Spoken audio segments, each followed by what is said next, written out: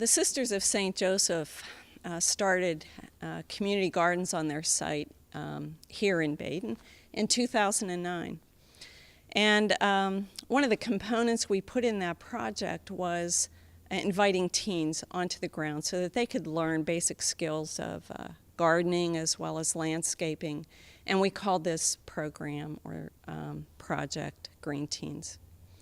This first story is about the two young men that we invited on the site first, David and his twin brother Zach. David and Zach were 17 and they needed to complete a senior project, which is similar to a service project.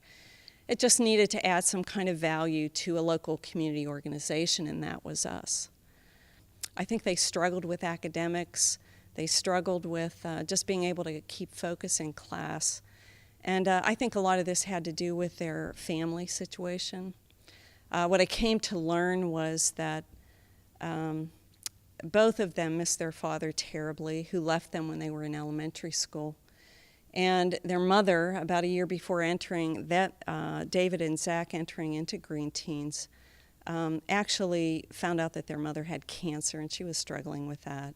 So now they were living with their grandmother, who was poor but was taking care of all three of them. I think one of the first things I noticed about David and Zach was that they were so quiet. They were extremely quiet.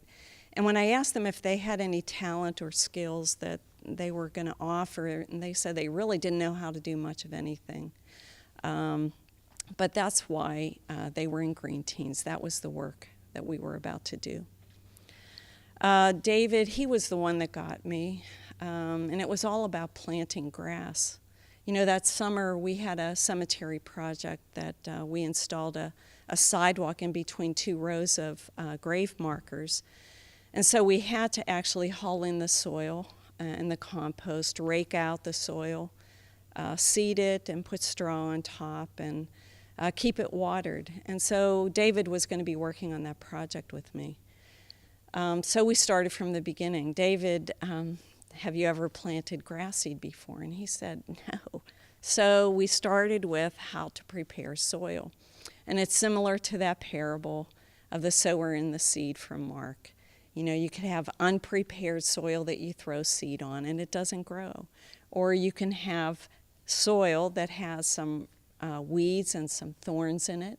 But when the seed comes up, it gets choked off. Or you can have prepared soil that is ready to receive the grass seed, and you get 30, 50, or 100-fold harvest. And so we wanted the good soil.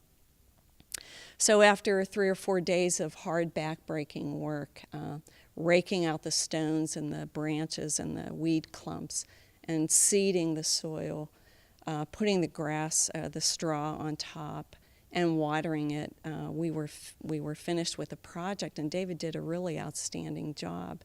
You know, he always asked questions if he didn't understand anything, or he offered ideas when he thought it might help a little bit. So he really took ownership of the job, and you know, I just thought he did an excellent piece. So his job was going to be watering the grass seed project for the next 2 weeks every morning that he came into work. Now, after about 5 or 6 days, when David and I were driving past the cemetery area, and I happened to look over and I saw this green sheen just right on the top of the straw that we had planted. And, you know, I stopped the tractor and said, David, you know, do you see anything over there? And he said, no, I don't see anything.